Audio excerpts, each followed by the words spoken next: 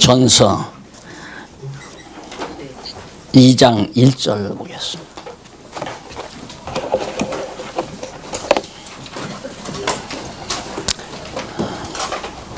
그러므로 내가 첫째로 권하노니 모든 사람을 위하여 간구와 기도와 도구와 감사를 하되 임금들과 높은 지위에 있는 모든 자들을 위하여 하라. 이는 우리가 모든 경건과 단정한 중에 고요하고 평안한 생활을 하려 함이니라. 2절까지 봉독해 드렸습니다.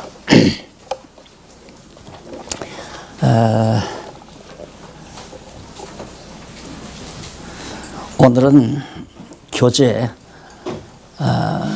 8928페이지 양쪽 가로 2번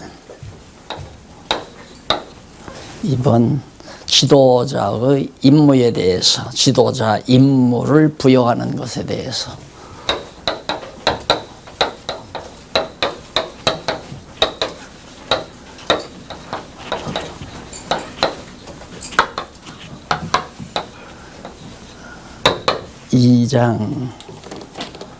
예죠.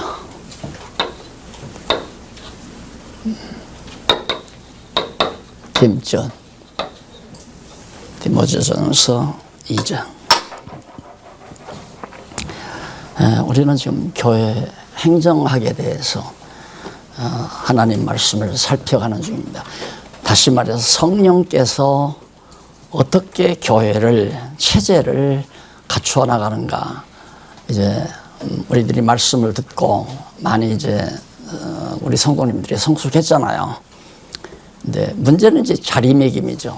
자리매김이 되는데 이 자리매김을 어떤 인간적 정치 기구가 하는 것이 아니라 성령께서 각자의 마음 속에 소원을 주어서 나는 이 자리에 있어야 되겠다. 나는 이것이 내 할 일이다. 라고 결정했을 때 바로 이제 딱 자리매김이 딱 되는 거죠. 그 질서가 잡히게 되는 겁니다.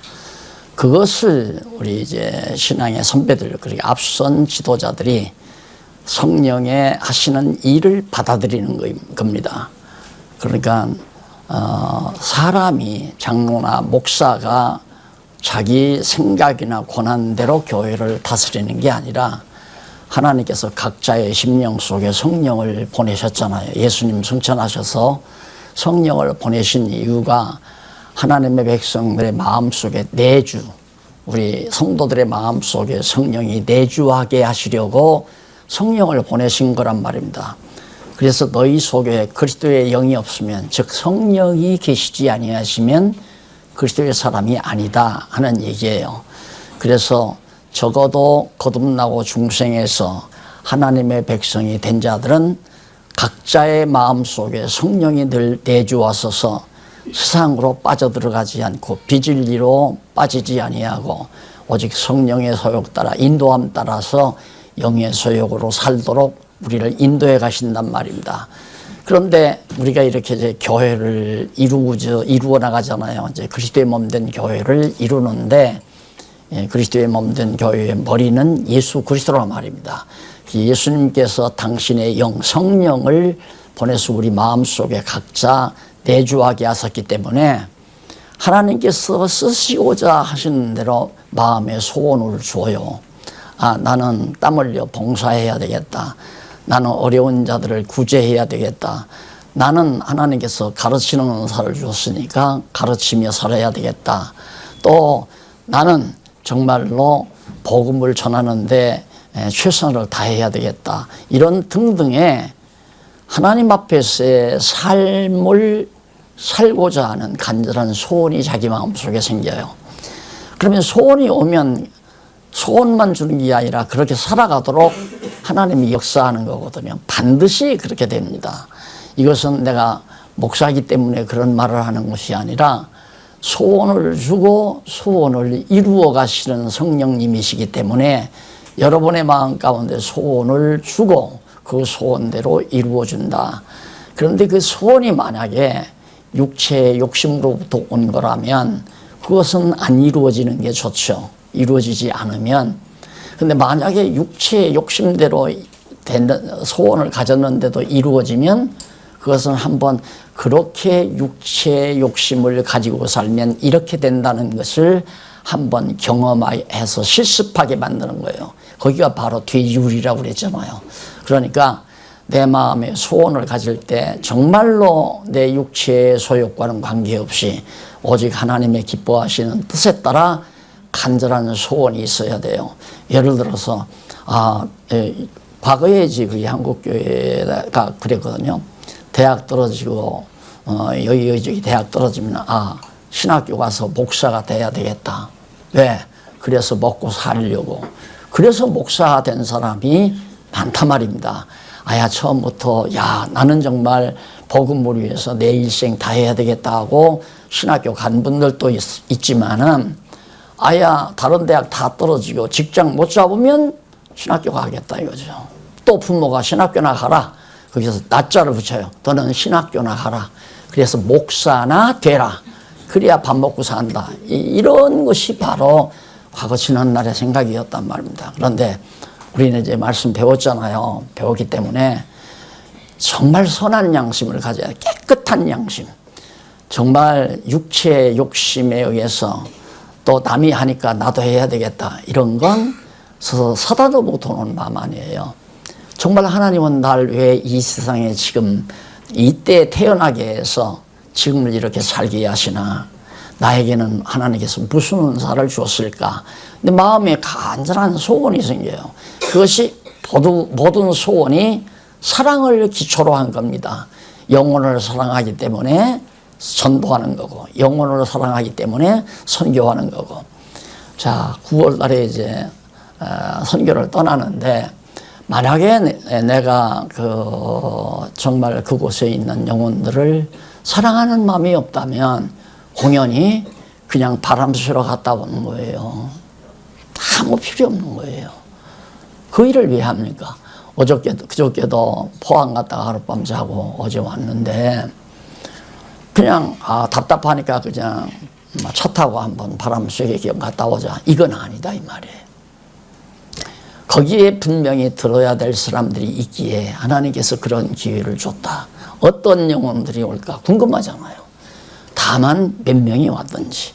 그래서 그래도 이번에는 목사님이 다수 이렇게 참석을 하시고 일반 성도들도 모르는 분이 참석하시고 해서 하나님께서 이분들을 위해서 나를 가게 하셨구나. 그래서 그 영혼을 사랑하는 마음이 없이 만약에 강의를 했다면 내 지식 자랑하고 나는 이렇게 성경을 잘합니다. 그건 아니거든요. 그건 공연히 몸만 피곤하게 하는 거고 재정만 낭비하는 거고. 아무런 몸을 불살하게 내줘도 사랑이 없으면 아무것도 아니라고 그랬잖아요. 그러니까 정말로 내가 장학회원이 돼서 장학금을 줘야 되겠다. 그러면 장학금을 주는 데 목적이 있는 것이 아니라 돈 없어가지고 공부하고자 하는 그 어려운 학생에 대한 애틋한 영혼에 대한 사랑이 없으면 장학회비 내면 어리석은 거예요. 그것도. 또 후원회비도 마찬가지입니다. 우리 연구원들을 위해서 여러분들이 후원금 내가지고 연구원들이 이제 연구비 받아서 연구하고 살잖아요. 그런데 정말 내가 후원금을 내는데 박 목사를 위해서 낸다거나 박 교수를 위해서 낸다. 그건 헛수고예요. 그것은 다 아무것도 아니라 말입니다. 정말 더 말씀을 더 세련되게 연구해서 허당한 많은 영혼들에게 이 신령한 양식을 나누어 먹이는 일에 내가 동참해야 되겠다고 하는 그런 깔끔한 마음, 깨끗한 양심이죠. 정말로. 그런 그래 앞에서 깨끗한 양심 나왔잖아요. 선한 양심. 그런 마음으로 후원금도 내고 선교비도 내고 장학금도 내고 또 여러 가지 봉사회비도 내고 이렇게 해서 이제 복음을 전한단 말입니다. 요즘 신문도 봐도 매번 신문 나올 때마다 그 후원금이 들어오잖아요. 들어오는데 신문 대금이 아니라 후원금으로 운영하는데 그것도 그래요. 내가 직접 가서 전하지 못하지만은 내가 대학에 가서 신학대학에 가서 교수들하고 앉아서 어떻게 전하겠습니까? 그러니까 잘 몰라서 잘못 가르치고 있는 많은 신학대학의 교수들에게 정말 올바른 진리를 전하는 일에 내가 동참하는데 몰라서 그러기 때문에 안타깝잖아요. 이게 가르치는 자가 잘못 가르치면 배우는 자가 다 잘못되어 버리니까 그런 안타까운 마음에서 바로 신문 후원금도 그래서 내는 거고. 알았습니까? 그래서 항상 사랑이 바탕 속에서 소원이 생겨야 된다. 꼭 기억하십시오. 따라서 하라고 했으면 쓰겠는데 유치원생이 아니니까 안 시킬게요. 내 마음속에 영혼에 대한 뜨거운 사랑이 바탕되지 않는 소원은 내 자신을 위한 육체의 소원에 불과하다. 아무것도 아니다. 할 필요가 없다. 속는 거다 그 말이에요. 그래서 하나님께서는 이제 나 지도자를 불러가지고 결국 임무를 맡기는데 그 임무가 첫째가 바로 2장 1절로 4절에 나오는 내용입니다. 그 임무가 지도자들에게 임무, 지도자라고 하는 것은 다 마찬가지예요. 물론 장로, 목사도 장로도 지도자고 권사도 지도자고 또 집사도 역시 살림 사는 것도 영혼들을 사랑하는 마음에서 봉사하고 살아야지 그런 마음 없이 공연히 땀 흘리고 와서 다 지금 자기들 직장에서는 그래도 가만히 회전의자에 앉아서 이러라 저러라 하는 분들이 여기 나와서는 그냥 뭐 쓰레기 들쳐매기도 하고 썰기도 하고 닦기도 하고 쓰레기도 줍기도 하고 풀도 메고 나무도 자르고 뭐 이런 봉사하는 일. 그게 영혼을 사랑하는 마음 때문에 그러는 거거든요. 근데 나는 하고 싶어도 하면 또 다 예배당 교회당 가져간다고 할까 봐서 남 오해 안 주기 위해서 요즘에는 풀 한 포기도 안 뽑아요. 지나가면서 뽑고 싶은데 저걸 뽑아야 잔디가 깨끗해서 오시는 분들의 마음의 평안을 누리는데 도움이 될 텐데 이런 생각하면 앉아서 뽑고 싶어요. 그럼 누가 보면 봐라 저 지금 교회 재산 다 가져가라. 오해 줄 필요는 없잖아요. 그래서 요즘에는 잘나서 안 하는 게 아니라 남에게 오해가 되지 않게 옛말에 있잖아요. 참외밭에 가다가 절대 신발끝 고쳐 매지 말라. 그러잖아요. 또 감나무 밑에 가다가 사과나무 밑에 가다가 뭐 갓근 고쳐 매지 말고 왜 오해받으니까. 그래서 조심하는 것 뿐입니다. 뭐라도 하죠. 정말 영혼을 위한 일이라면 뭐라도 하고 싶죠. 땀이라도 흘리고 싶고 땅이라도 파고 싶고 커피 장사라도 하고 싶고 별것 다 하고 싶죠. 근데 그것도 하나님이 안 시키더라고요. 하려고 애를 썼는데 근데 보니까 그건 내가 책임질 테니까 네가 하지 말라 그러신 것 같아요. 그래서 감사하게 받고 있습니다. 그러면 우리 정말 교회 지도자라기보다도 동력자들에 대한 임무가 뭐냐. 그 앞선 자들, 먼저 성숙한 앞선 자들의 임무가 교회 평안을 위해 많은 사람을 위한 기도가 첫째 임무다. 교회 평안을 위해서. 자, 그러면 이 세상 속에 타락한 세상이에요. 어두운 타락한 세상 속에 교회가 이렇게 하나님의 교회가 세워졌어요. 교회입니다. 타락한 세상 속에 하나님의 교회를 세웠어요. 그러면 왜 우리가 기도를 해야 되는가? 이 세상의 모든 사람들 때문에 교회가 고통을 받아요. 지금 앞에서 1장에도 나왔지만은 그래서 1장 후반부에 막 교회가 시끄럽고 이단자들이 와서 교회를 어지럽히고 막 그랬잖아요. 으뜸이 되려고 하는 사람이 세상을 본받아 가지고 교회에서 으뜸이 되려고 난리치는 베어들의 배와 같은 그런 사람들이 나타나기도 하고 그래서 교회가 평안하지를 못하다 이 말입니다. 그러니까 너희 동역자들아 지도자들아 바울이 지금 부탁하는 거예요. 디모데에게 교회 평안을 위해 첫째는 이 교회가 평안해야 되잖아요. 평안. 교회는 평안해야 돼요. 모르죠. 날 모르게 시끌시끌한 구석이 있는지 모르지만 지금 뭐 다 우리 장로님들이나 우리 다 인정하는 바지만 교회 참 편안하잖아요. 싸우는 사람도 없고 서로 반목질시하는 사람도 없고 모여 앉아서 험담하는 사람도 없고 얼마나 편안해요. 요 평안이 이루어져야 되는데 교회가 좀 불안한 것이 뭐냐면 아베 때문에 불안하고 트럼프 때문에 불안하고 시진핑 때문에 불안하잖아요. 이래가지고 이제 이 세상이 어지러워지면 따라서 교회에도 핍박이 오고 어려움이 오고 그러니까 기도를 해라. 기도를 해라.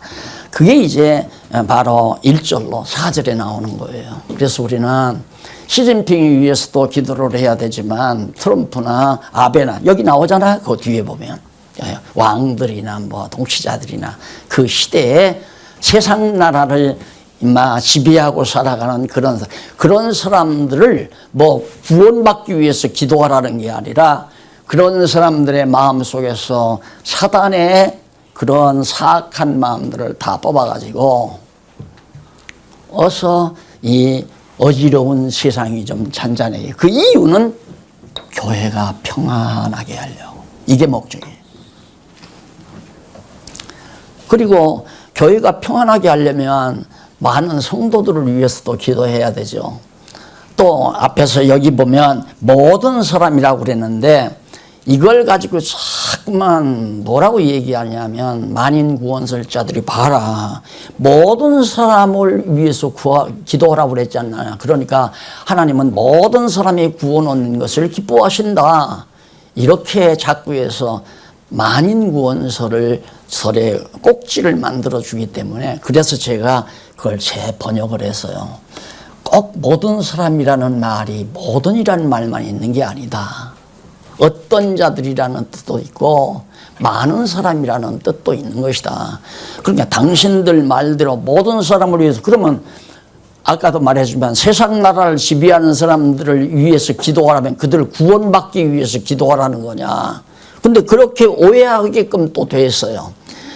하나님께서는 많은 사람이 구원 얻기를 원하신다, 기뻐하신다 이렇게 나오니까 그러니까 하나님께서는 많은 사람이 그러니까 택한 백성은 다 구원 얻기를 기뻐하시는 것이 하나님의 뜻이기 때문에 교회가 평안해야지 교회가 평안하지 못하면 정말 복음을 전하는 일에도 어려움이 있고 지금 사실상 다음 달 출발하지만 시진핑이 때문에 여러분 걱정스럽죠. 그래서 우리가 기도하는 거예요.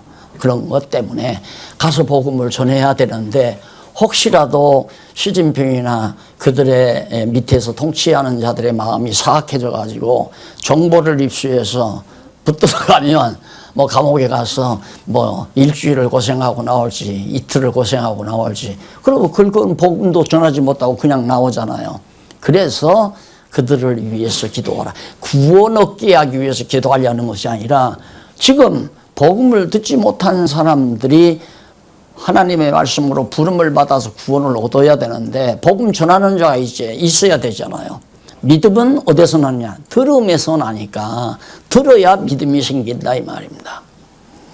네, 이번에 참 어제 오면서도 안에서 그런 얘기를 주고받았습니다만은 저희 집에 와서 참 신기하다. 마음의 소원이 늘 있었잖아요. 내 마음의 소원은 빨리 정말 지금 우리 교회처럼 여기 우리 장안중앙교회처럼 그냥 오늘 주보 내가 처음 나와서 딱 보니까 막 공부 모임이 한 10여 개가 넘는 것 같더라고. 쫙 거기 누구에게 연락해서 어디에서 뭐 몇 시에 이게 쫙 나오는데 주일날도 보이고 평일에도 보이고 이런 모임이 그냥 소원만 했죠. 이렇게 돼야 된다. 체제개혁의 교회는 바로 그렇게 돼야 된다. 그런데 이번에 포항에 가니까 포항에도 지금 그 운동이 일어난 거예요. 누가 가서 시킨 사람도 없는데 벌써 모여서 공부하기 시작하고 또 형제단에서 공부하는 사람이 형제단 교회가 이제 위태로운 거예요. 한 300명 모인다는데 몇몇 사람이 이 말씀을 듣고 자꾸 사이트를 가르쳐 주니까 성도들이 사이트에 들어가서 그걸 듣는 거예요. 그러니까 제일 먼저 선포한 사람을 될 수 있으면 좀 안 나왔으면 좋겠다. 뭐 쫓아타기보다도. 그리고 당신 그렇게 좋으면 그러면 당신은 가서 그렇게 듣고, 만약에 듣다가 아니면 언제라도 와라. 우리가 거침없이 항상 다시 받아주겠다. 이렇게 얘기해서 내가 그러면 양보함하고 나왔대요. 나왔는데 막 그 교회 안에서 계속해서 전화가 막 오고 그러니까 전화 연락하지 말라고 그것도 차단하더래요. 그러면 안 하겠다고 돼버렸는데, 그 사람들이 전화하지 내가 연락하는 게 아니다. 하는데 벌써 공부 모임이 또 하나 생겼어요. 한 10여 명 가까이가 모여서 공부하기 시작하겠다고 나한테 어제 얘기를 하더라고요. 자, 이것이 모두가 다 하나님께서 하시는 일이고, 우리 마음에 소원을 준다고 하는 게 그 기도 아니에요. 늘 바라는 소원. 제가 이 교재를 써놓고 한국교회 목사님들은 이걸 보리라고 꿈에도 생각을 안 했죠. 내 생각이지 그건. 하나님이 보게 하시면 나 보는 건데. 그게 지금 목사님들이 많이 보잖아요, 이 책을. 이번에도 목사님, 새로운 목사님들 몇 분 오셨고. 자, 이렇게 돌아가기에 항상 마음에서 오는 하나님이요. 중국의 15억 인구의 영혼, 다 택한 백성은 아니겠지만, 인도의 13억의 택한 백성의 영혼, 그 등록된 자가 13억이지, 표적에 오르지 않은 사람도 많대요. 그러니까 중국, 인도에서 벌써 30억 인구니까 세계 인구의 거의 40%가 넘는 엄청난 영혼들이 지금 그 지역에 살기 때문에, 그래서 동남아와 이 아세아권에 대한 간절한 마음이 들이죠. 이 말씀이 한국교회 목사님들에게보다도 그들에게 좀 전파되어 주려면 한국말로 된 건 안 되잖아요. 그래서 이게 번역되기를 원했는데 번역이 돼버리잖아요. 누가 시키지도 않았는데 자기들이 하겠다고 해서 중국어로 했고, 자기들이 한다고 해가지고 힌디어로 지금 번역이 됐고, 책 곧 나올 거예요, 힌디어로. 인도의 토속어거든요. 거기는 영어도 통해요. 그게 영문으로는 번역된 거 있으니까 영문판은 보내주면 되는 거고. 이렇게 해서 하나님께서 소원을 주시고, 하나님이 소원을 이루어 주는 것이지, 하나님이 소원만 주고 이루는 건 우리가 이루는 게 아니다, 이 말입니다. 그러니까 제가 여기서 강의하는 건 여러분들에게 이래라 저래라 강조하는 것 절대 아닙니다. 그러나 여러분들은 아주 그게 단련이 돼가지고 내가 무슨 말을 하면 이렇게 하라고 그러신다라고 듣는 거예요. 나는 분명히 그렇게 생각을 안 하고 가르쳤는데 자꾸만 목사님이 이러라 저러라 했다는 거예요. 그래서 왜 그랬을까? 물론 나도 사람인지라 더러 그랬을 수도 있겠지 하고 말았는데, 그래서 지금 여기서 다짐하는 거예요. 다시 한번 말씀을 드리는 거예요. 나는 여러분들이 하고 안 하는 거 나와는 아무 관계가 없습니다. 여러분과 하나님과의 관계지. 그렇잖아요. 여러분들이 뭘 하면 박목수에게 나에게 유리하고 안 하면 나에게 불리하고, 그건 옛날 말이고 그건 기존의 목사님들의 생각이지 저는 그거 아니에요. 나는 내 일하면 돼요. 아무도 합력을 안 해주면 나 혼자라도 한다고 그러잖아요. 나 혼자라도. 그냥 혼자 힘이 100원을 치면 혼자 힘 100원, 돈으로 따지지 마십시다. 속된 생각을 하니까. 내 힘이 5%밖에 없으면 5%로 다 하면 되는 거예요. 이게 내가 다 충성한 거예요. 최선을 다해서 한 거예요, 5%면. 여러분들이 합력해서 30%면 30%가 내가 한 일이 아니라 10사람이 합력해서 한 거다, 이 말입니다. 그러니까 여러분들이 하고 안 하는 건 내 죄인과는 무관한 거예요. 하나님과 여러분과의 관계지. 그러니까 깨끗한 마음을 가져야 된다. 소원을 가질 때도 매번 생각을 해야 돼요. 아, 내가 지금 이 회의에 동참을 해서 합력을 해야 되겠는데, 이게 정말 깨끗한 사랑의 양심에서 깨끗한 양심으로부터 내가 소원을 가진 건가. 이렇게 해서 여러분들이 이제 받은 그 동력자로서 됐을 때는 이제 자연스럽게 성령께서 어떻게 기도하라고 그랬잖아요. 뭐를 위해? 교회의 평안을 위해서. 어떻게든지 교회의 평안을 위해서. 그러면 교회 와서 내 행동 하나, 언어 하나, 모든 것 자체가 혹시라도 교회의 평안을 깰까? 내가 이 말을 함으로 교회가 소동이 일어날까? 이건 교회 사랑하는 게 아니죠. 교회가 편안하게 해주는 것이, 그것이 교회를 사랑하는 거죠. 지나간 일이지만, 오래전 지나간 일이지만, 막, 이제 단단히 막 흥분해가지고, 오늘 가서는 한바탕 해야 된다고 하는데, 하나님 말씀을 보다가, 듣다가 보면 그냥 다 시끄러진다고. 나한테 불평 삼아서 나한테 공격은 아니지만 투정을 하더라고요. 그런데 그게 정상이죠. 우리가 하나님의 말씀을 들으면 평안해져야 되잖아요. 여러분들이 교회에 오게 되면 마음이 평안해져야 돼요. 뭔가 흥분이 돼 있으면 안 돼요. 그래서 교회는 편안해야 되는데 우리 주변이 그러지도 않으니까 마치 풍랑이 심한 바다에 조각배처럼 한 조각 떠 있는 조각배처럼 돼 있는데 풍랑이 심하면 배가 막 흔들리잖아요. 그렇기 때문에 이들을 위해서도 하나님께 기도해라. 이유는 교회 평안을 위해서. 그만큼 교회를 사랑한다는 거죠. 교회가 어지럽고 시끄러운 것이 싫어하는 것은 내가 교회를 사랑한다. 그러므로 동역자들은 항상 교회를 위해서 늘 기도를 하라고 그렇게 말을 합니다. 그러면서 거기 보면 3절에 이것이 우리 주 하나님 앞에 선하고 받으실 만한 것이니 이렇게 평안을 위해 교회의 평안을 위해서 고요하고 단정하고 경건하고 다 나오잖아요. 그러기 위해서 기도하는 것 그것이 이제 바로 선하고 하나님 앞에서 받으실 만한 귀한 일이다. 하나님은 여기서 모든 사람이 구원받는다. 그 모든 만인 구원설 아니에요. 이걸 하나의 근거로 삼아서 하나님은 한 사람도 지옥 보내기를 원치 아니한다. 그러면 하나님이 원하면 지옥 없애버리면 되잖아요. 그건 말도 안 되는 얘기예요. 그러니까 단편적으로 글자 하나를 보고 만인 구원설이다. 우리는 그게 아니에요. 제한 구원 아니에요. 택한 백성만 반드시. 택한 백성 중에서 낙오되는 건 없거든요. 왜?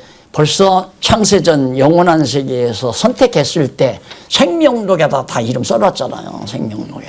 그러니까 택한 백성만 하나님께서 구원하기 때문에 모든 만민을 모든 사람을 구원하는 건 절대 아니다 이 말입니다.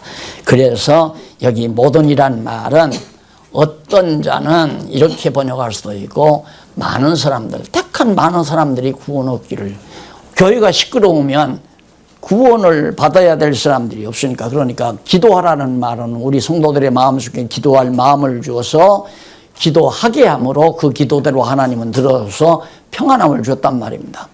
한국교회가 사실상 그동안 한 40-50년 동안 6.25 동란 이후에 평안했잖아요. 그러니까 경제발전이 잘 되고 잘 먹고 잘 살고 키가 뭐 10cm 이상이 평균 10cm 이상이 컸다니까 얼마나 잘 먹고 평안하게 컸으면. 그래서 요즘에는 이제 노동시간을 늘리는 것이 중요한 게 아니라 노동시간을 줄여서 즐겁게 살게 만들려는 것이 국가 시체가 아니에요. 이럴 정도로 이제 편안하게 보다니까 육체의 편안 속에서 이제 쾌락으로 빠져나가는 거 아니에요. 영혼이 없는 상태에서 육체의 평안함은 쾌락으로 빠져나가요. 그러나 속사람이 살아있게 되면은 편안할수록 점점 더 영혼이 강건하게 성숙되어져 가는 거죠. 이 한국교회가 그렇게 영혼을 키웠어야 되는데 편안하니까 먹고 즐기고 목사도 골프 치러 다니고 목사도 해외 여행에 다니고 그냥 목사도 별장 어디다 해놓고 기도 짓는 게 전부 목사들 별장이란 말입니다. 한국에만 저런 게 아니라 미국에도 뭐 하나 사놓고 뭐 어디 유럽에도 사놓고 이 짓 하면서 하다 보니까 결국은 교회가 편안하다 보니까 타락한다. 왜? 하나님의 말씀이 없으면. 하나님의 말씀 없으니까 영혼이 굶주리니까 세상 풍랑에 다 넘어져 버리잖아요. 그래서 한국교회가 지금 주저앉거든요. 이번에도 우리가 지난번 한번 과거했잖아요. 포항에서 교회 연합단체 애들이 하여튼 수천 명 된대요. 목사들 다 모이니까. 그런데 많이 모이면 200-300명 모일 겁니다 하고 그걸 와서 우리 성경신학 강의해 주라고. 그래서 거기에 주무 역할을 한 광고를 한 그 목사님이 오늘 이번에 참석했더라고요. 그래서 300명보다 더 귀한 분이 오셨다. 이 양반이 광고를 한 이유가 책도 단행본으로 본 것 같아요. 강론집은 아직 안 본 것 같고. 그리고 강의를 인터넷에 들어가서 인터넷 방송에 들어가서 그 강의를 많이 들었다고 그래요. 근데 이번에 가니까 자기가 궁금한 것을 막 양쪽 A4 용지 앞뒤에다가 쫙 써가지고 나한테 주어요. 근데 그걸 가지고 와서 안 가지고 와도 상관없지만 대충 설명은 해드렸는데 이분이 정말 너무 좋으니까 목사님 내가 지금 계속 공부하고 있습니다. 그런데 이제 공부 시작했으니까 궁금한 게 너무 많을 거 아니에요. 그래서 이번에 주제도 그분이 정했다고 그러더라고요. 하나님의 주권과 인간의 자유의지 이거에 대해서 강의를 해달라고.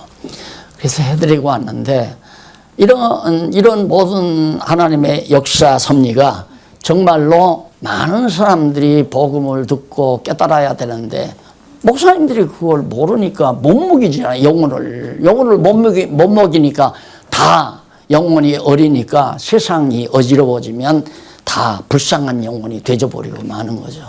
그래서 교회가 평안할 때 우리는 평안하니까 공부 열심히 하잖아요. 이게 정상적이에요. 편안하니까 열심으로 직장 생활도 하고 하나님 말씀도 열심히 공부하고 이게 이제 교회가 아름다운 거죠.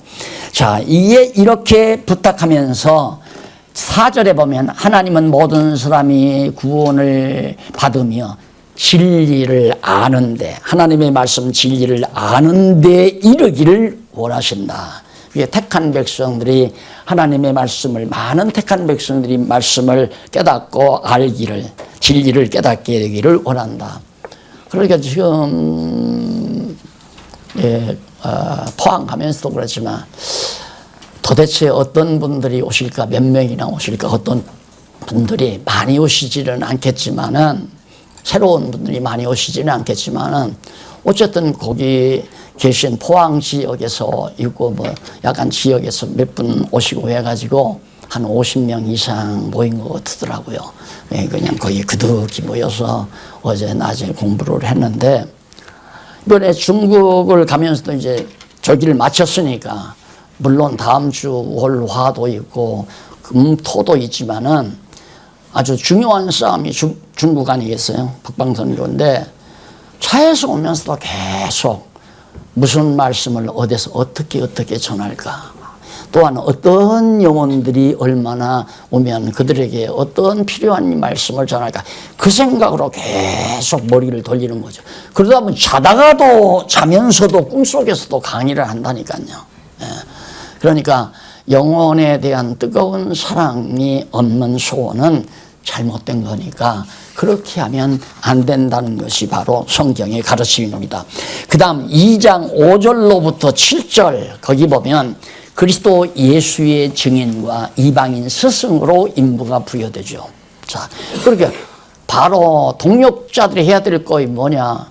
그리스도 예수의 증인이에요. 그 말은 예수가 그리스도라고 증거하는 증인이다.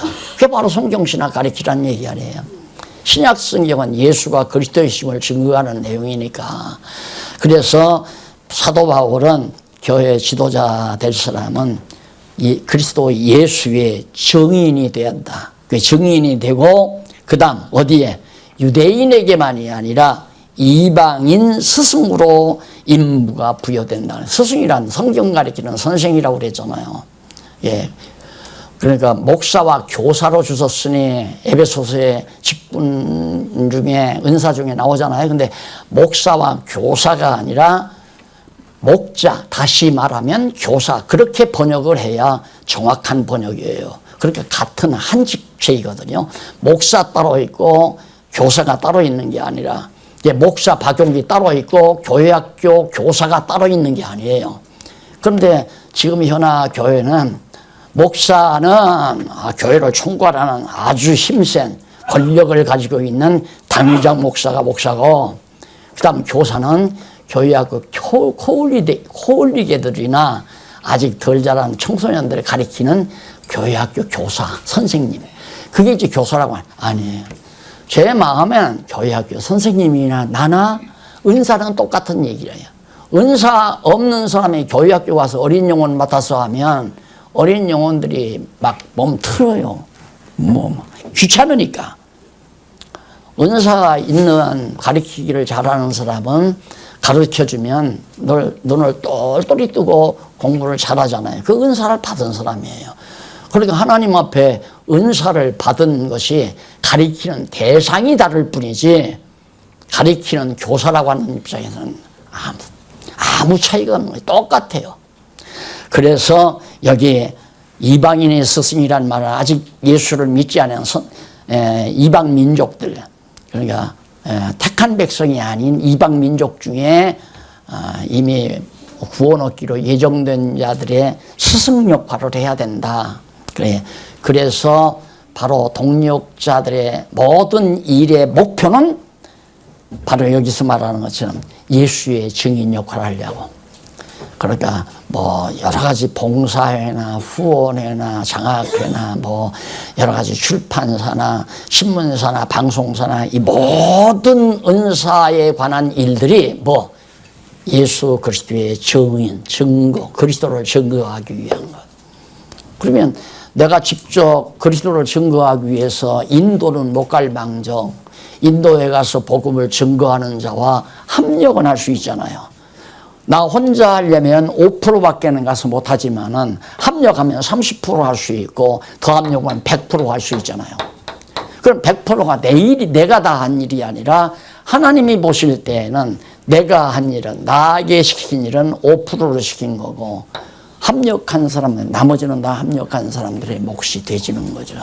그래서 우리는 합력해야 된다. 합력. 누구를 돕는 게 아니라 박 목사가 하는 일을 도와주는 것도 아니고 어떤 신문사를 하는 일을 돕는 것이 아니라 신문사를 함께 협력해서 해가는 일이다. 신문사에 후원금 낼 때도 그런 의미에서 하죠. 보니까 누구도 내고 누구도 내는데 야 자꾸 이름은 내고 야 이거 안 되겠다. 나도 좀 이름이라도 올려. 하지 마세요. 그거 한다고 해서 신문이 되고 안 되는 거 아닙니다. 하나님이 신문을 하게 하시려면 그런 돈 아니래도 하나님은 할 수 있는 방법이 얼마든지 있어요. 예를 들어서 신문은 이달 내야 한다. 근데 돈이 없어. 근데 갑자기 신문 원고는 다 되고 편집도 다 됐는데 원고 인수에 들어가서 해야 되는데 돈이 없는데 갑자기 밤에 날라와요. 그거 안 믿어지면 하나님의 일을 하려고 생각지 말아요. 안 오면 신문 발간하지 말라는 뜻이고 그럼 발간 안 하면 되는 거 아니에요. 그러니까 우리가 하나님이 시키는 일을 우리가 그냥 할 뿐이지 내 능력과 내 노력으로 한다고 생각하면 안 된다 그 말이에요. 다만 나는 하나님께 쓰임 받는다. 꼭 잊지 마시고 쓰임, 하나님 앞에 쓰임 받는다는 말은 한다라는 말과 반대예요. 내가 쓰임 받는다. 하나님께서 나를 쓰신다는 것과 내가 한다는 것과 반대라고 말이에요. 내가 한다 그러면 생각은 잘못하는 거예요. 집사일 내가 한다, 장로일 내가 한다, 교사일 내가 한다, 봉사일 내가 한다. 내가 하는 게 아니라 하나님의 일에 하나님께서 나를 쓰셨다 그 말이에요. 이제 더 강의 안 해도 되죠. 이렇게 자세히 가르쳐 드리니까. 그래서 아주 중요한 일은 예수의 증인. 이방인에게까지라도. 그러니까 우리가 한국에서만 전하는 게 아니라 중국에도 가고 이제 일본도 가고 이방인 나라에 가잖아요. 또 여기 서울만 수도권에만 아니라 자꾸 지방에도 가서 복음을 증거하는 거고요. 이것이 모두가 다 우리가 협력해서 해나가는 일이죠. 그 다음에 8절로 15절에 보면 지도자의 임무가 뭐냐면 부부의 기도 자세와 아내의 태도 및 결과에 대해서 이제 가르쳐 주는데 가정이죠. 근데 여기서 보면 가정이라는 의미보다는 일반적인 남자 여자로 표현이 됐어요.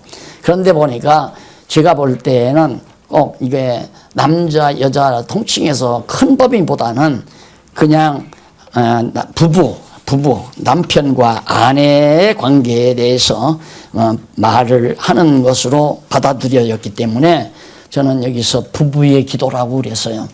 엄밀히 말하면 남녀 기도의 자세와 그렇게 성경 본문에는 그렇게 할 수 있는데 거기 남자라고 하는 말이 기혼 남자, 결혼한 남자, 남편 이런 의미도 곁들여 있단 말입니다. 그러니까 번역자가 남자로 번역할 수도 있고 남편으로 번역할 수도 있는 거죠. 왜? 남편이 남자니까. 또 여자도 여자만이 아니라 아내, 또 결혼한 여자, 귀부인 이런 의미가 다 있기 때문에 거기서 하나 선택을 한 거예요. 그래서 저는 교회 안에 부부들이 있기 때문에 부부들은 어떻게 기도할 것인가 우리가 물론 여기서 이제 남자 여자로 나눌 수도 있죠. 그런데 일단은 그러므로 이렇게 귀한 복음을 증거해야 하므로 예수의 증인이 되어야 하므로 부부들은 기도를 하는데 어떤 자세로 또 아내들은 어떤 태도로 기도를 하며 그 결과는 어떻게 되지는가에 대해서 밝혀주고 있습니다. 우리가 그러므로란 말은 이렇게 예수의 증인의 역할을 우리 동역자들이 해야 하므로 그 말이죠. 각처에서 남자들이 분노와 다툼 없이 거룩한 손을 들어 기도하기를 원하노라. 각처에서. 각 지역에 지금 복음을 들은 남자들, 남편들이죠. 남자들이 거룩한 손을 이렇게 들어라. 그러면 거룩한 손을 들어란 말은 하나님 앞에 완전히 손들고 자기를 포기하고 자기 자신을 하나님께 내맡기는 그런 의미를 내포하는 말이에요. 물론 이렇게 손 들고 해도 뭐 잘못은 될 것 없지만은 손 안 들었다고 해서 잘못이라고 말할 필요는 없어요. 왜냐하면 손 들고 안 드는 게 문제가 아니라 정말로 하나님 앞에서 자기가 굴복하느냐 안 하느냐가 더 중요한 것이지 손은 들고서 자기가 살아서 하나님 앞에 완전히 겸손할 줄 모른다면 그건 잘못된 태도거든요. 그래서 하나님 앞에 겸손한 태도로 기도하기를 원한다. 자꾸 다투지 말고 그게 남자들은 아무래도 혈기가 방장하니까 남자들은 자꾸 혈기를 내고 싸우고 분노하고 그러잖아요. 요즘 국회 보세요. 나는 국회의원들 전부 여자들만 다 국회의원들 되면 좀 편안할까 했더니 여자들도 보통이 아니더라고요. 여자들은 입이 그렇게 드세두구만. 남자들은 그냥 막 목소리가 드센데 왜 그렇게 싸워요? 싸울 수밖에 없죠. 각자 이권을 챙기려니까.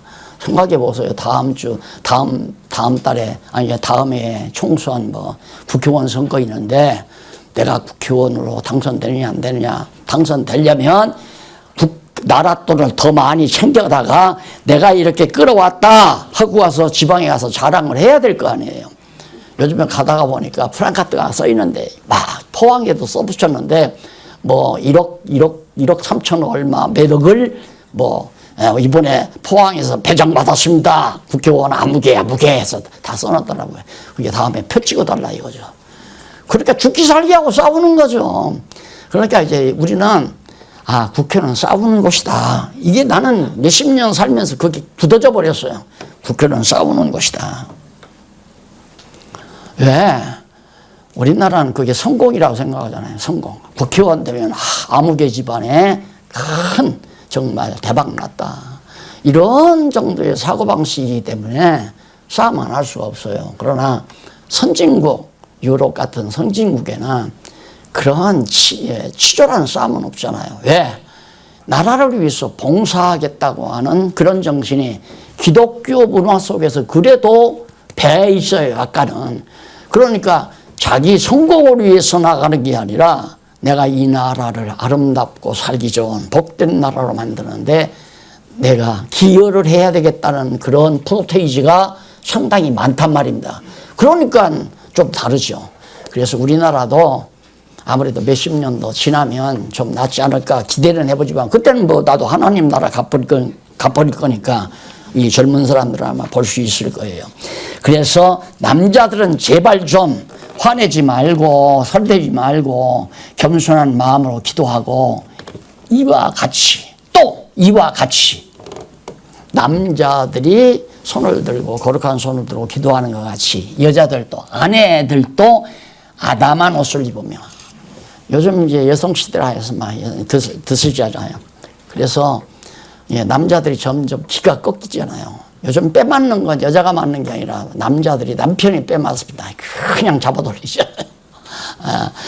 그래서 결국 여자들도 아담한 옷, 아담한 옷이라는 정숙한 옷이라는 말입니다. 아담한 옷을 입으며 염치에 그 염치란 말이 그 밑에 이제 보면은 그 나오잖아요. 그 염치가 이쪽 8933페이지에 아담한 옷이 네 번째 줄 위에서 네 번째 줄 앞부분에 나오죠. 아담한이란 말은 정숙한 겸손한 그런 뜻이고 염치와 정절로 자기를 단장하라 했는데 이 염치라는 말은 헬라어로 아이도스란 말인데 이는 경건, 겸손, 수줍음. 여자의 미덕이죠. 수줍음. 겸손한 자세 아닙니까? 근데 그게 이제 아름다운 거다 이거죠. 남자들은 좀 혈기를 죽이고 잘난 척 너무 하지 말고 여자들은 좀 정절과 수줍음으로 그렇게 잘 아름답게 자세를 갖추어서 하나님 앞에 기도하라. 이제 이런 얘기예요.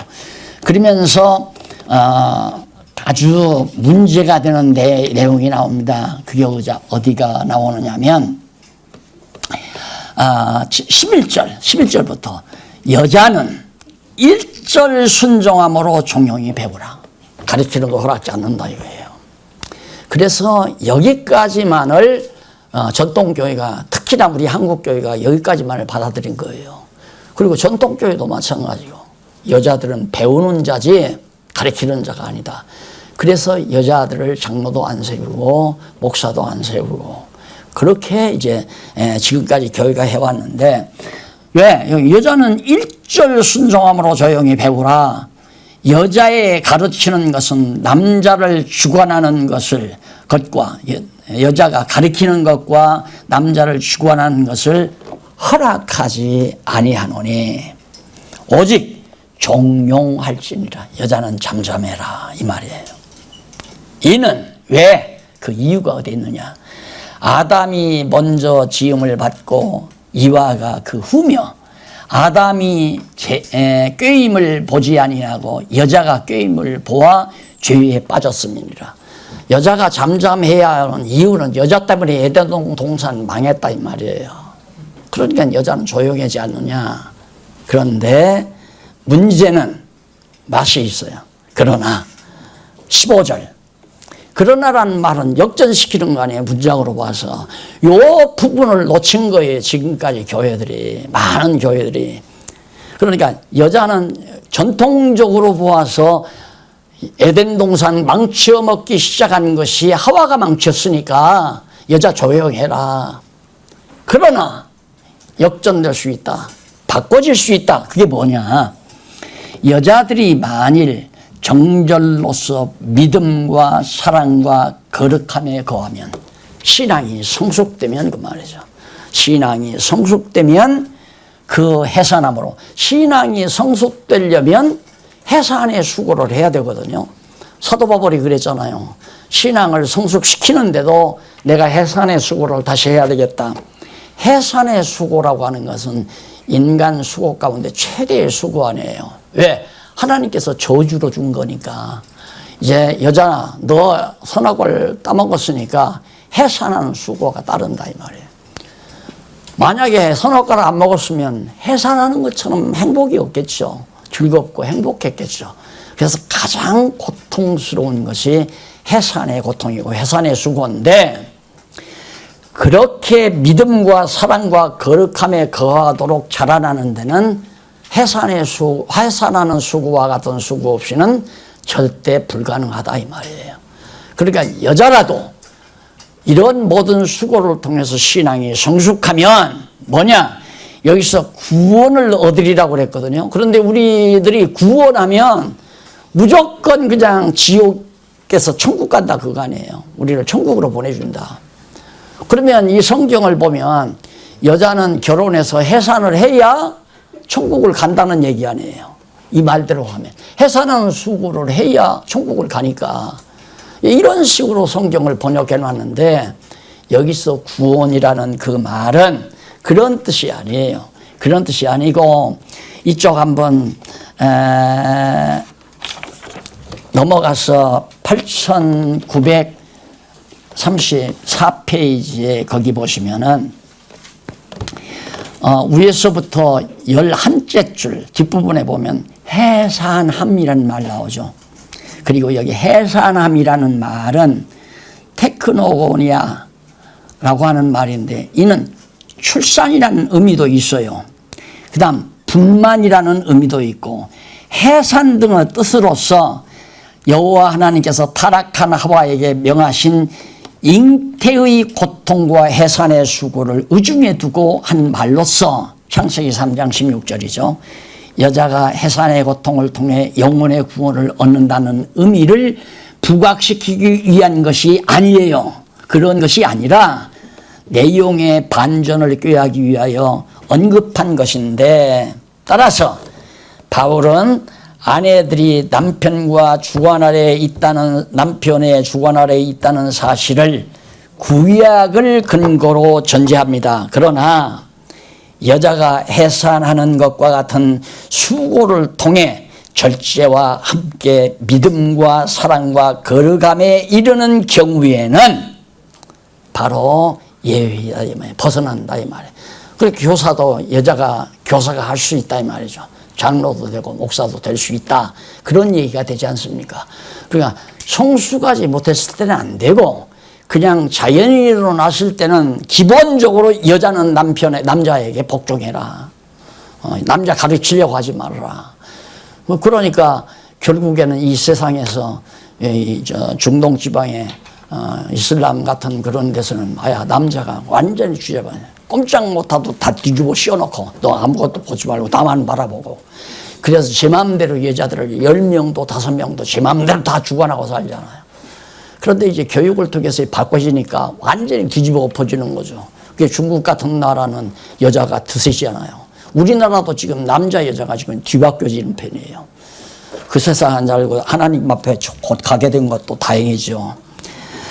자, 이래서 결국 우리 여자들도 하나님의 말씀으로 잘 성숙해서 속사람이 성숙하게 되면 충분히 영혼들을 위해서 하나님 말씀 진리를 전파하고 가르치는 그러한 일을 할 수 있다는 것을 사도 바울이 말해주고 있습니다. 자, 이렇게 해서 지도자의 임무에 대해서 사도 바울이 분부해 준 말씀을 살펴봤습니다. 다음 시간에는 가장 지금 문제가 되는 지도자의 자격입니다. 다시 말해서 동역자의 자세, 교회를 위해서 은사를 받아 수고하고 봉사하는 동역자들의 자격은 어떤 자격을 갖추어야 되나 성경이 3장에서 밝혀주고 있습니다. 다음 주일날 만나기로 하고 오늘 강의 여기에서 마무리합니다. 기도하십시다. 살아계신 하나님 아버지, 은혜를 참으로 감사합니다. 우리에게 편안함을 주시고 편안함 가운데 하나님의 귀한 말씀을 통해서 우리 속사람이 하루하루 성장해 가게 하심을 참으로 감사드립니다. 간절히 원하옵기는 우리 모든 성도들의 마음속에 깨끗한 양심, 선한 양심 안에서 하나님 앞으로부터 주시는 소원 따라 살아가도록 은총 베풀어 주시고, 그로 인하여 교회가 편안하게 살아갈 수 있도록 우리 주변 국가들의 어리석은 통치자들의 생각을 하나님께서 붙잡아 주시옵소서. 예수님 이름으로 기도드립니다. 아멘.